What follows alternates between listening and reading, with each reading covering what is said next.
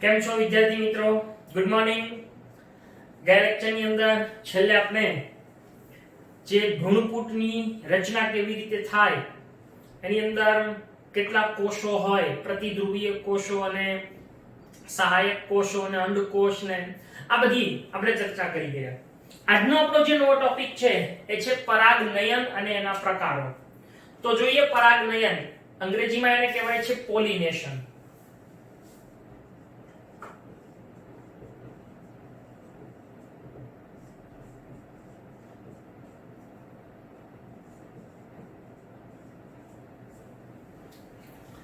હવે સામાન્ય રીતે પરાગનયન કોને કહેવાય? તો કે આપણે અગાઉના ટોપિકની અંદર ભણી ગયા કે પુષ્પ છે એ વનસ્પતિનું પ્રજનન અંગ છે. પુષ્પની અંદર જે બે ચક્રો છે, પુંકેસર ચક્ર અને સ્ત્રીકેસર ચક્ર, જે અનુક્રમે નર પ્રજનન કોષ અને માદા પ્રજનન કોષ ઉત્પન્ન કરે છે. આપણે જોઈ ગયા કે પરાગરજ એ મુખ્યત્વે નર પ્રજનન કોષ અને જે ભ્રૂણપૂટ છે એ અંડકોષ ઉત્પન્ન કરવાનું કાર્ય કરે છે. તો આમ આ બંને જે કોષો ઉત્પન્ન થાય એ આપણે એ પણ જોઈ ગયા કે બંને અચલિત છે. સ્વાભાવિક છે કે પરાગરજ છે પરાગાશયમાંથી મુક્ત થાય એ અચલિત છે, એમાં કોઈ કશા કે એવા કોઈ પક્ષમો કે એવી કોઈ રચના નથી. બીજું કે જે બીજાંડની અંદર અંડકોષ છે, અંડકની અંદર અંડકોષ છે. ગયા લેક્ચરની અંદર આપણે જોઈ ગયા સહાયક કોષો છે એની સાથે જોવા મળે ઉપરના ભાગમાં સાહેબ દેખાતો તો એવો અંડકોષ છે એ પણ અચલિત છે. આથી જો ફલનની ક્રિયા કરવી હોય તો આ બંનેને સાથે લાવવા જરૂરી છે. આમ એ બંનેને સાથે લાવવાનો જે હેતુ છે એ સિદ્ધ કરવાની જો કોઈ પ્રક્રિયા હોય તો એને આપણે કહીએ છીએ પરાગનયન.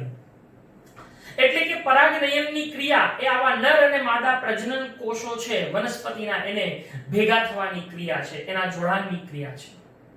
એટલે કે એ બંનેને જોડાણ કરવા માટે એક ઉપયોગમાં આવતી મદદરૂપ થતી એક ક્રિયા છે. તો પરાગનયન કોને કહેવાય, એની વ્યાખ્યા શું થાય? તો પરાગનયન વિશે તો તમે અગાઉ પ્રાઇમરી થી ભણીને આવ્યા છો કે કોઈ પરાગાશય છે એમાંથી મુક્ત થતી પરાગરજ એ પરાગાસન પર સ્થાનાંતરિત થાય એ ક્રિયાને પરાગનયન તરીકે ઓળખવામાં આવે છે. આ પરાગનયનની ક્રિયામાં ઘણી વખત કેટલાક બાહ્ય કારકો, કેટલાક વાહકોનો પણ ઉપયોગ છે એ થતો હોય છે.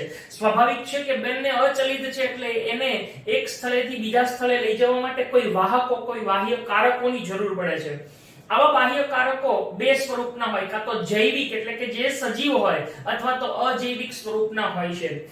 જૈવિક સ્વરૂપમાં મોટા ભાગના પ્રાણીઓ છે કેટલાક એ એમાં પરાગનયનની ક્રિયામાં મદદરૂપ થાય છે. જ્યારે અજૈવિક ઘટકોની અંદર ખાસ કરીને પાણી અને પવન એ પરાગનયન માટેના વાહકો છે. તો એની આપણે ડિટેલમાં ચર્ચા પાછી આગળના ટોપિકમાં કરવાની છે. તો સૌપ્રથમ પરાગનયન છે એ શા માટે જરૂરી છે? તો કે આપણે જોઈ ગયા કે પુષ્પો છે એમાં મુખ્યત્વે પરાગરજ છે એ નર પ્રજનન કોષ એટલે કે નર જનન કોષ અને ભ્રૂણપૂટ છે એ માદા પ્રજનન કોષ, જેને આપણે કહીએ છીએ અંડકોષ. બરાબર? નું નિર્માણ કરે છે.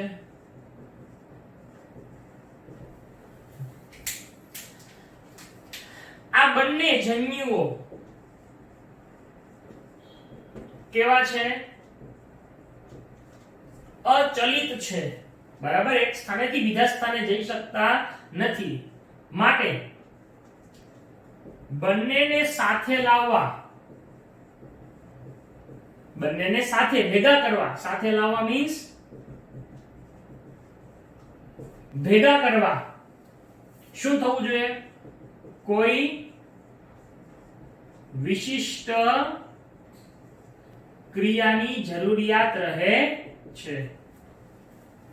અને આ વિશિષ્ટ ક્રિયા એ કઈ છે? પરાગનયન આ હેતુ છે એને સિદ્ધ કરતી પ્રક્રિયા છે. હવે આ જે પરાગનયન છે એ શું છે એની વ્યાખ્યા જો આપણને પૂછાય તો સિમ્પલી પરાગનયન એટલે શું? તો પરાગનયન એટલે પુકેસર છે ની પરાગરજ સ્ત્રી કેસરના પરાગાસન પર સ્થાનાંતરિત થવાની ક્રિયાને શું કહે છે? પરાગનયન કહે છે. ઘણી વખત પરાગનયન માટે કોનો ઉપયોગ થાય છે? બાહ્ય કારકો, બરાબર, જેને આપણે બીજી ભાષામાં વાહકો કહીએ છીએ, એનો ઉપયોગ થાય છે. હવે એવા બાહ્ય કારકો કેટલા પ્રકારના છે? તો કે એવા બે પ્રકારના છે, એક અજૈવિક અને એક જૈવિક કારકો. ઓકે, અજૈવિક કારકોમાં કોનો સમાવેશ થાય છે? પવન અને પાણી. જ્યારે જૈવિક કારકોમાં મોટા ભાગે પ્રાણીઓ છે એનો સમાવેશ કરવામાં આવે છે. તો આ રીતે પરાગનયન એ શું છે અને એના માટે શું જરૂરી છે એ આપણે જોયું. હવે આપણે જોવાનું છે પરાગનયનના પ્રકારો. સ્વાભાવિક છે કે આપણી આજુબાજુ અનેક પ્રકારની વનસ્પતિઓ છે જોવા મળે છે, તો એમાં પરાગનયન પણ અલગ અલગ પ્રકારે થતું જોવા મળે છે. એટલે આમ પરાગરજનો જે સ્ત્રોત છે, પરાગાશયમાંથી ઉત્પન્ન થતી જે પરાગરજ છે, એ પરાગરજના સ્ત્રોતને આધારે પરાગનયનને 3 પ્રકારોમાં વિભાજિત કરવામાં આવ્યું છે. તો જોઈએ પરાગનયનના પ્રકારો.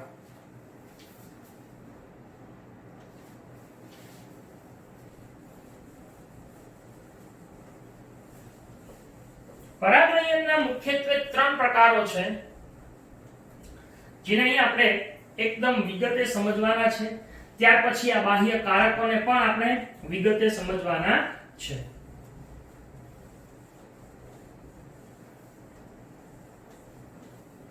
તો જોઈએ પરાગનયનના પ્રકારો.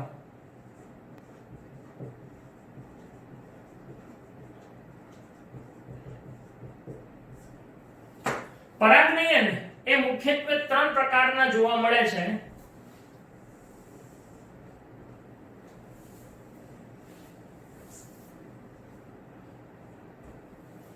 પહેલું એને કહેવાય છે સ્વફલન, જેને અંગ્રેજીમાં કહેવાય છે ઓટોગેમી. બીજો પ્રકાર છે એ છે ગેઇટેનોગેમી.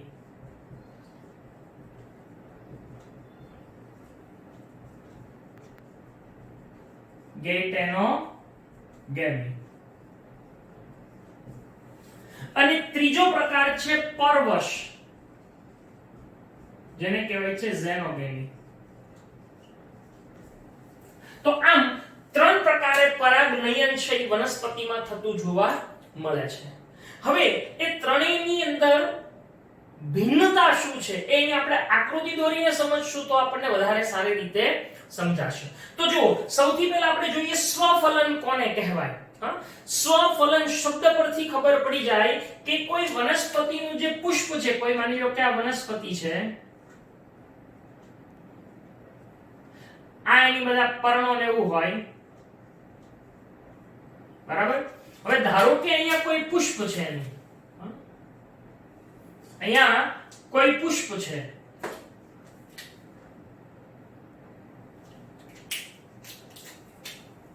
હવે અહીંયા આગળ એનું સ્ત્રી કેસર છે,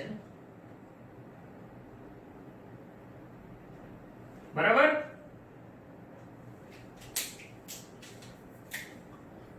આ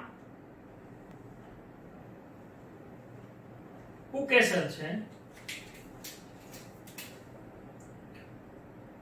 અને આ પર્ણ, આ પાંખડીઓ છે, સમજી લો. હવે એમ કે છે કે જો આ પુષ્પ પુષ્પ છે એના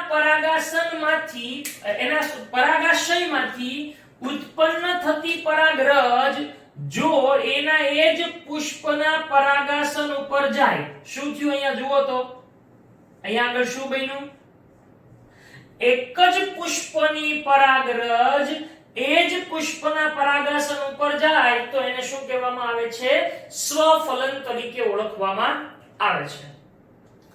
હવે ગેઇટેનોગેમીમાં શું થાય? જો અહીંયા આગળ બધી જ બાબતો આપણે સમજીએ તો ગેઇટેનોગેમીમાં શું થશે? તો કે ગેઇટેનોગેમી છે એની અંદર આવું બને છે કે આ કોઈ વનસ્પતિ છે, બરાબર?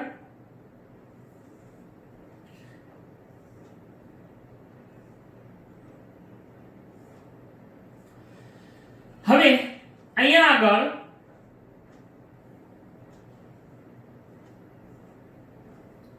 એના પર્ણો હોય, ધારો કે એક પુષ્પ છે અહીંયા આપણને જોવા મળે છે,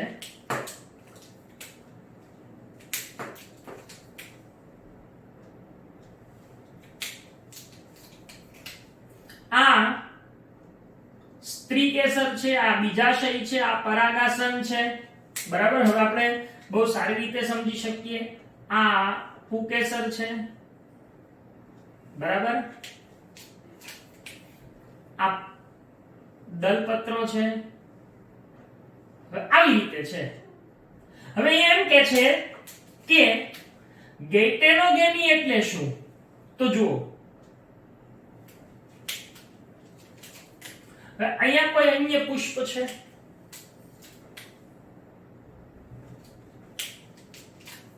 બરાબર?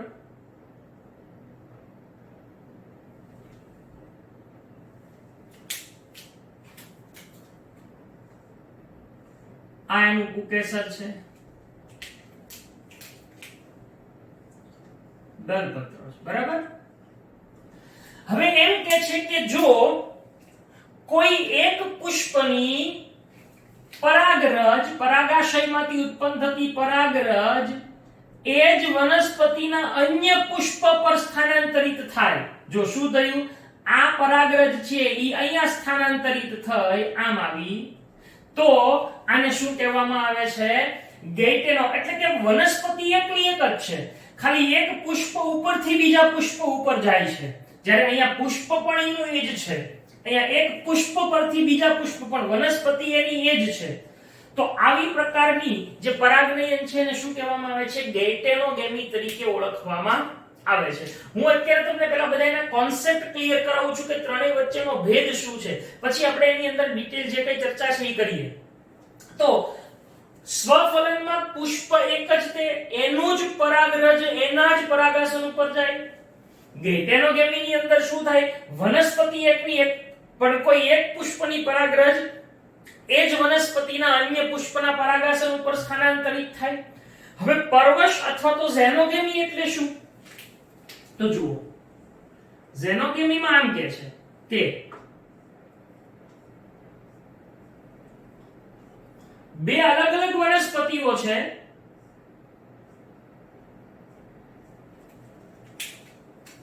જેની અંદર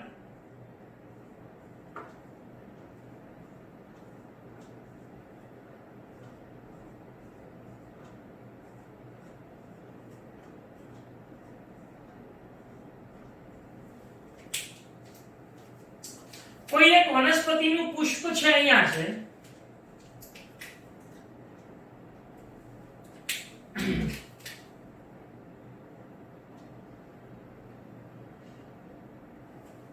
જો આકૃતિ તમારી સમજૂતી સ્પષ્ટ બને એટલા માટે હું દોરું છું, બરાબર છે? આપણને ટેક્સ્ટ બુક ની અંદર કઈ આકૃતિઓ આપેલી નથી આવી સ્પષ્ટ.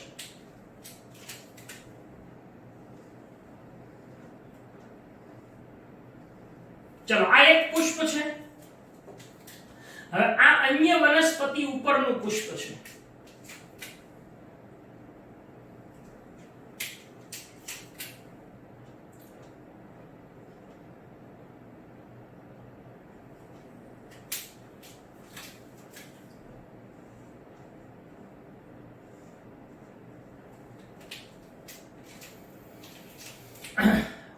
આકૃતિ ઉપરથી તમને ખ્યાલ આવી જતો હશે કે શું થતું હશે આમાં.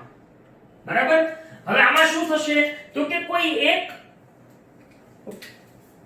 વનસ્પતિ પરના પરાગાશયમાંથી પરાગરજ છે ઈ બીજી વનસ્પતિના પુષ્પના પરાગાસન ઉપર સ્થાનાંતરિત થાય તો આને શું કહેવાય? પરવશ કહે છે. એટલે અહીંયા આગળ બે વનસ્પતિઓ પણ અલગ અલગ થઈ ગઈ. અહીંયા વનસ્પતિ એક પણ પુષ્પ અલગ અલગ, અહીંયા પુષ્પ તો અલગ અલગ પણ વનસ્પતિ અલગ અલગ, અને અહીંયા વનસ્પતિ એક અને પુષ્પ એક. તો આમ આ ત્રણ વચ્ચે આવો એક સ્પષ્ટ તફાવત છે કે સ્વફલન એટલે એક જ પુષ્પના પરાગાશયમાંથી ઉત્પન્ન થતી પરાગરજ એ જ પુષ્પના પરાગાસન ઉપર સ્થાનાંતરિત થાય.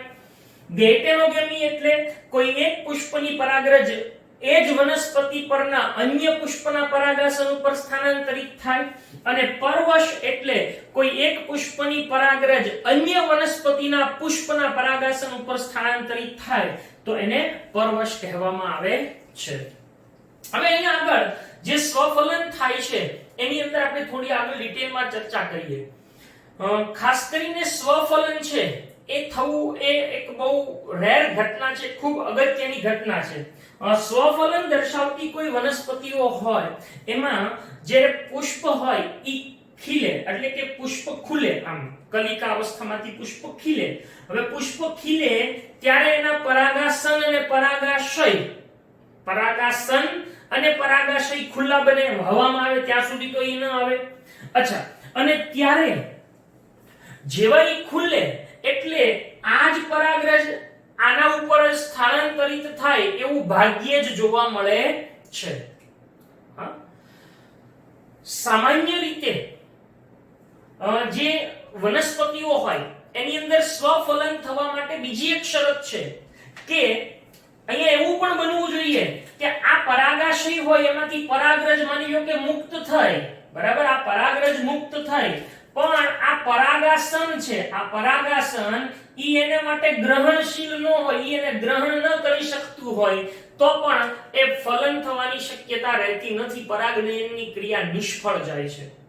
એટલે આ સ્વફલનની અંદર જ્યારે કોઈ પરાગાશય છે ઈ પરાગરજ મુક્ત કરે એ જ સમયે પરાગાસન છે ઈ ગ્રહણશીલ બને, ઈ પણ જરૂરી હોય છે.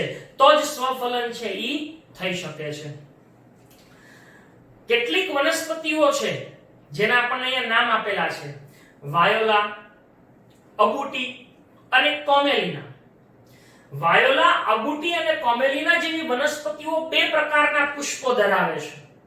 એક સમૃદ્ધ પુષ્પો અને એક છે હવાઈ પુષ્પો. તો એવા બે પુષ્પો છે એની અંદર સ્વફલન માટે કેવી રચના હોય એને આપણે સમજીએ. તો સ્વફલન એટલે શું? બરાબર, ચલો, સ્વફલન કોને કહેવાય? એક પુષ્પની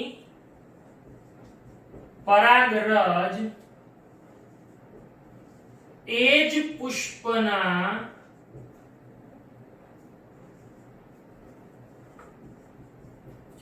પરાગાસન પર સ્થાનાંતરિત થાય તેને શું કહે છે? સ્વફલન કહે છે. ઓકે, સ્વફલન થવા માટે અહીંયા બીજી કઈ વાત કીધી આપણે કે જ્યારે પુષ્પ છે ઈ ખુલે છે. પુષ્પ ખુલે એટલે ખબર પડે ને, ખીલવું. કલિકા અવસ્થામાંથી ખીલે છે. ખુલે ત્યારે કયા બે ભાગો ખુલ્લા બને છે? પરાગાશય અને પરાગાસન એ બંને ખુલ્લા બને છે. હા, હવે આમ કલિકા અવસ્થામાં હોય ત્યારે બધું બંધ હોય, પછી ખુલ્લા થાય ત્યારે એ હવામાં ખુલ્લા બને છે. પરંતુ સ્વફલન છે ઈ ભાગ્યે જ જોવા મળે. શું કામ આવું ભાગ્યે જ જોવા મળે? હા, કારણ કે આ માટે જે પરાગરજ છે એની મુક્તિ જ્યારે મુક્ત થાય અને પરાગાસનની ગ્રહણતા વચ્ચે શું થવો જોઈએ? તાલમેલ સાધવો જરૂરી છે. ઉપરાંત ઈ બંને એકબીજાની નજીક, જો અહીંયા કેમ એકબીજાની નજીક છે એમ બંને, એટલે કે કોણ કોણ? પરાગાશય અને પરાગાસન એકબીજાની નજીક હોવા જોઈએ. બરાબર. હવે એવું હોય કે અહીંયા પરાગાસન છે, બરાબર, અને પરાગાશય અહીંયા છે આમ, તો ઘણી વખત અહીંથી ઉડી પરાગરજ નીચે પડે, એટલે આને બરોબરની નજીક રહેવું જરૂરી છે. ખ્યાલ આવે છે? એટલે આમ ઉપરાંત પરાગાસન અને પરાગાશય એકબીજાની નજીક હોવા જરૂરી છે. આમ આવી કેટલીક શક્યતાઓ એ કેટલીક વનસ્પતિઓની અંદર આપણને જોવા મળે છે. હવે એની જ આગળ આપણે ચર્ચા કરીએ છીએ, આ જ વસ્તુ આપણે આગળ ચર્ચા કરીએ છીએ કે કઈ વનસ્પતિઓ છે. અહીંયા નામ આપેલા છે આપણને: વાયોલા,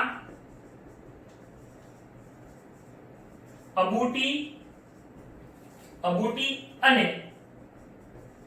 કોમેલિના જેવી વનસ્પતિઓ છે. એ બે પ્રકારના શું ધરાવે છે? પુષ્પો ધરાવે છે. અચ્છા, કયા કયા બે પ્રકારના પુષ્પો ધરાવે છે? એક છે એને કહેવાય છે હવાઈ પુષ્પો, અને બીજા છે એને કહેવાય છે સંવૃત પુષ્પો. શું કહેવાય છે? સંવૃત પુષ્પો. એટલે અહીં હું આકૃતિ દોરી તમને સમજાવું કે ધારો કે આ વનસ્પતિ છે, બરાબર,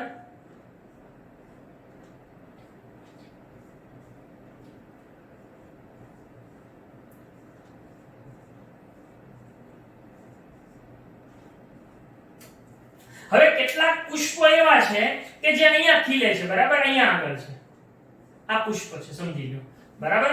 તો આ પુષ્પો જમીનની અંબાર એટલે હવાઈમાં, જમીન ઉપર, જમીનની બહાર છે, એટલે હવાઈ પુષ્પો કહેવાય. અને કેટલાક પુષ્પો અહીંયા ઉગે છે, આવી રીતે જોવા મળે, ખાલી આમ જ આવા, બરાબર.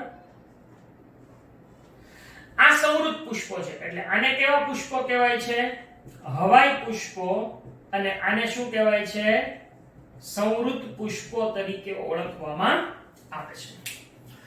હવે હવાઈ પુષ્પો શું છે? તો કે હવાઈ પુષ્પો એ આવા સામાન્ય પુષ્પો જેવા જ હોય છે કે જેના પરાગાસન અને પરાગાશય ખુલ્લા હોય, વાતાવરણની અંદર એ ખુલ્લા જોવા મળે છે, એને હવાઈ પુષ્પો કહેવાય છે. એટલે આની અંદર જે સ્વફલન થાય એ થોડું શક્યતા છે એ ઓછી હોય છે.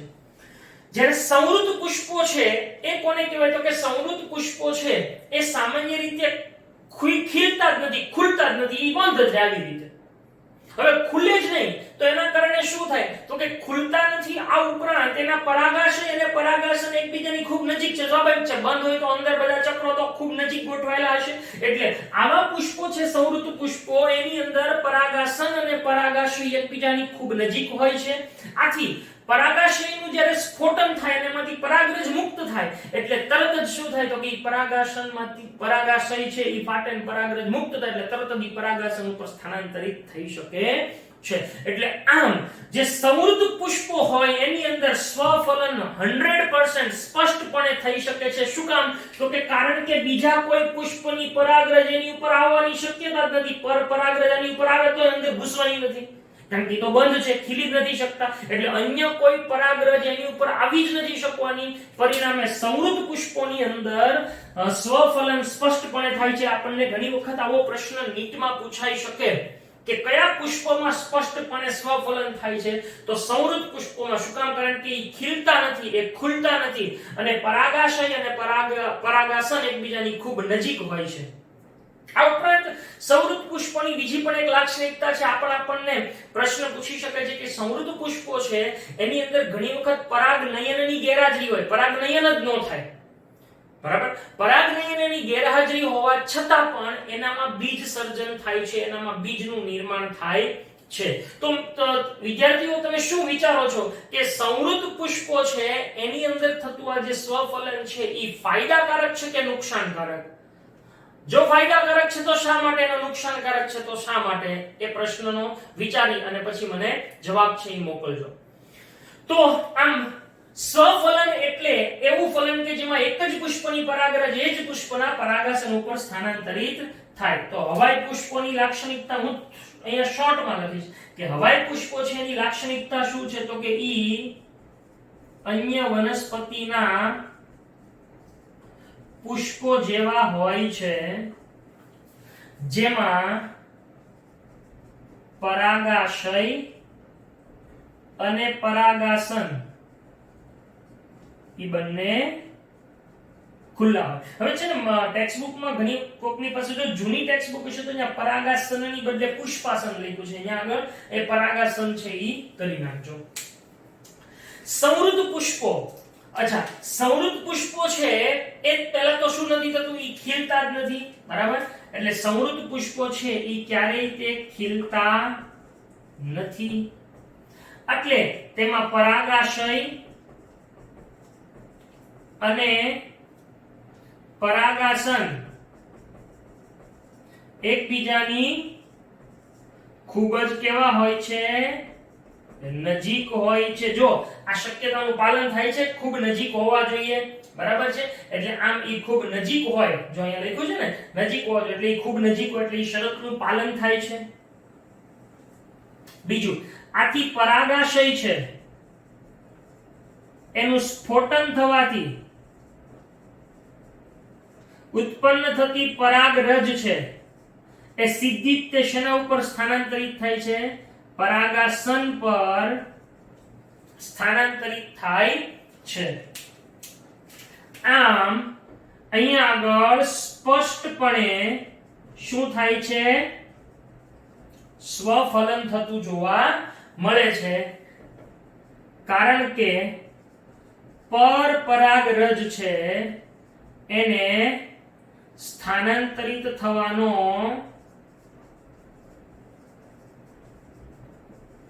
અવકાશ નથી, બરાબર. અને આ ઉપરાંત મેં બીજું એક વાક્ય કીધું હતું કે સમૃદ્ધ પુષ્પોની અંદર પરાગનયનની ગેરહાજરી હોવા છતાં પણ શું થાય છે, બીજનું નિર્માણ થાય છે. તો આ થઈ ગયું સ્વફલન. થોડું વધારે ડિટેલમાં છે, આ ખાસ યાદ રાખજો. હવાઈ પુષ્પો અને સમૃદ્ધ પુષ્પો અને ઉદાહરણ વાયોલા, અબુટી અને કોમેલિના. હવે છે ગેઇટેનોગેમી. તો ગેઇટેનોગેમી એટલે શું, એ સિમ્પલ છે, એમાં બહુ કઈ ડિટેલ આપણને આપેલું નથી. એની સીધી વ્યાખ્યા આપણે જોવાની છે કે ગેઇટેનોગેમી એટલે શું. ચાલો, તો તમે જાણો છો કે ગેઇટેનોગેમી એટલે ગેઇટેનોગેમી એટલે શું, તો કે કોઈ એક પુષ્પની પરાગરજ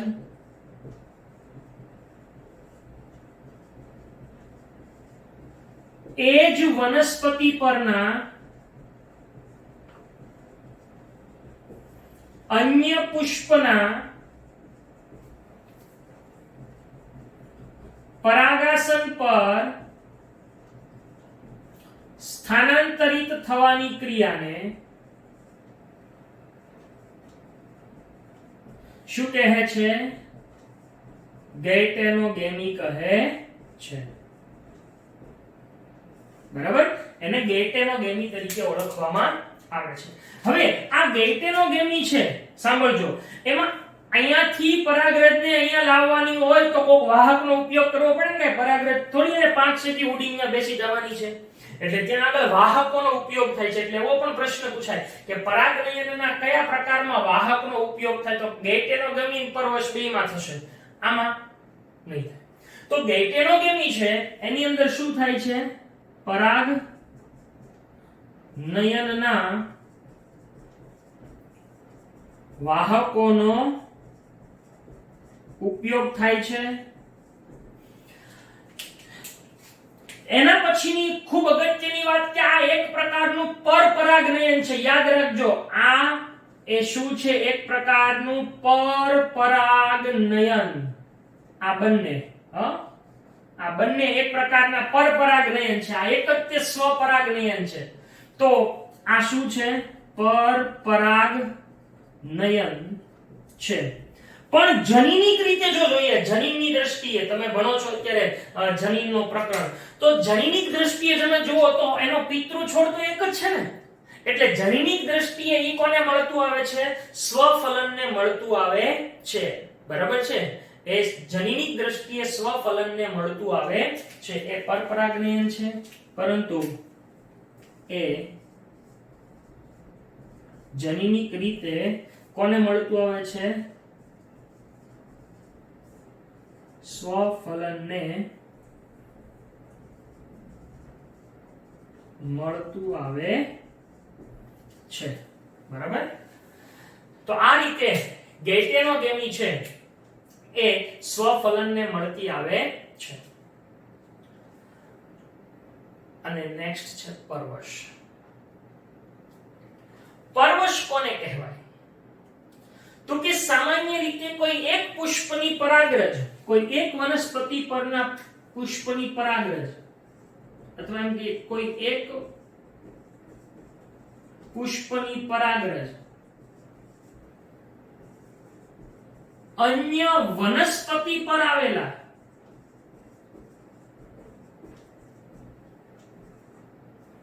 કોઈ પુષ્પના